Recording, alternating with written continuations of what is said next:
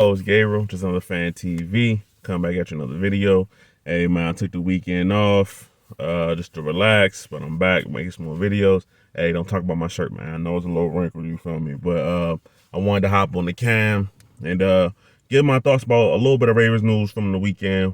You know, it's kind of a dry period right now. There's not too much going on. Teams just getting ready for the season. Not even ready for the season, ready for, camps, OTAs. So it's not really too much going on. But the one thing that really happened that was regarding the Ravens that is slightly interesting is that Nick Boyle decided to restructure his contract with the Baltimore Ravens. So this move ended up creating about $2.5 million of cap space for the Baltimore Ravens, right? Now, when this news initially happened, people were saying, "Oh, is this for Jarvis Landry? Does that mean he's coming in? We creating cap space? That's got to mean we going for a player, right?" Not necessarily. Obviously, Jarvis Landry ended up signing with the Saints, and that's just kind of what happened right there. But when I looked at Jeff Zrebiec's Twitter, Ravens beat writer for The Athletic, he said that they need to create cap space regardless. They will add more free agents before camp in July. So whether ultimately goes to Landry or somebody else, they were going to make this move with Boyle. Now, his tweet was obviously before Landry signed with the Saints. So this move just helps the Ravens with flexibility overall. It's not really a big move as far as this means this guy's coming, that guy's coming. It's just a flexibility move overall.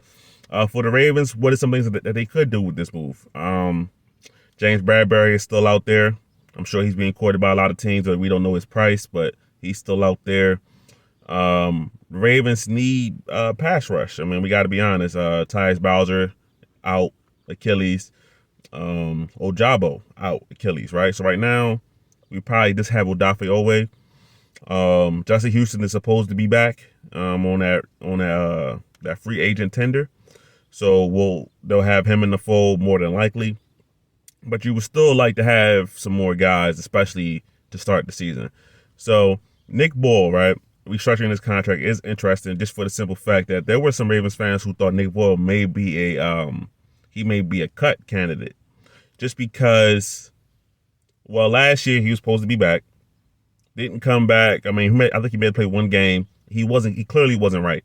He suffered a really devastating knee injury. But also, it's about what is his value to this team. Because, I mean, yes, he's a great blocking tight end.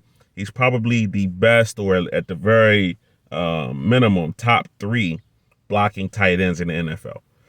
That's a great talent, but how much value does that really add to keep a roster spot, especially when the Ravens go ahead and draft 2 rookies in the 4th round who are both better athletes? Charlie Kohler and Isaiah Likely are both going to play this year, and they're both better athletes than Nick Boyle. We got to be honest about that. Now, the Ravens said that when they drafted these guys, particularly in the 4th round, they were targeting high upside, high potential players. So if it came down to a blocking tight end who maybe could catch, or a dynamic pass catcher who they could teach to block, they were going with dynamic pass catcher, and that's what they did. So that kind of makes me wonder, well, what does Nick Boyle do? Because we already have Pat Ricard. We don't need another fullback, quasi offensive lineman in the backfield that can catch a swing pass sometimes. That's not what the Ravens need. So it makes me wonder if the Ravens are truly going to carry 4 tight ends. I mean, from the looks of it looks like they're going to have to, honestly. I don't see them putting them on practice squad as far as Kohler and Likely. And I don't see them cutting Nick Boyle. Now, just because you restructured your contract doesn't mean you can't get cut, but very rarely do teams and players restructure their contract just to ultimately get cut, in that same season. That just doesn't happen too often. So I would have to say that going into the season right now, we're looking at Andrews, obviously all pro Mandrews, and Nick Boyle, Kohler, and Isaiah Likely. I would almost put Nick Boyle in the fullback room. I mean, honestly, that's kind of more what he's more in the Pat Ricard role than he is in any of the other 3 tight ends I just mentioned. So if he's in that room, that means the Ravens have 3 guys who kind of do the same thing: Ricard, Boyle, and I believe they still have Ben Mason. So maybe Ben Mason doesn't make the team. So I don't know. They wanted him back really bad when he left for the Patriots last season. Apparently, Harbaugh was upset about that.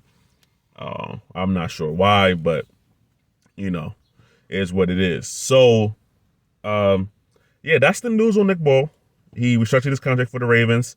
We're not sure exactly what it means in terms of who we're going to get. Obviously, it wasn't Jarvis Landry, but there's obviously a lot more free agencies out there that the Ravens can target, and at different positions, not just wide receiver. Cornerback and edge rusher needs to be addressed. I'm probably gonna have a video coming up about the Ravens still, what are their biggest needs still going into the season. So, all right, it's your boy Gabriel. Just another Fan TV. Have a good day. I'm out.